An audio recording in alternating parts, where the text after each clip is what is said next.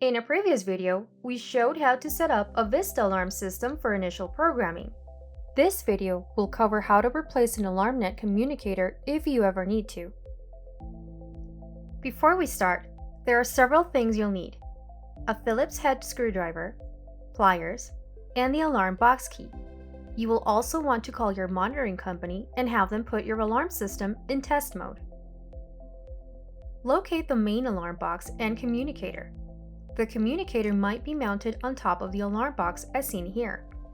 If the communicator is not mounted on the alarm box, it may be mounted in a remote location within the residence, often in a closet or garage area, usually on the main floor or higher. If the communicator is mounted separately, you will not need to open the main alarm box, and the new communicator can simply be mounted in place of the old one. If the communicator is mounted to the top of the main alarm box, open the alarm box. Loosen the locking screw on the front of the communicator and then open the cover. Remove the plug from the communicator and pull it back into the main alarm box. To remove the old communicator, unscrew the locking nut underneath. We can now prepare the new communicator for installation. Mount the new communicator where the old one was on top of the main alarm box, and once the locking nut is hand tightened, twist the communicator clockwise to tighten fully. If the communicator is not mounted on the main alarm box as seen here, please route the wire in the same manner it was on the old communicator. You can now reconnect the wire that we pulled into the main alarm box earlier.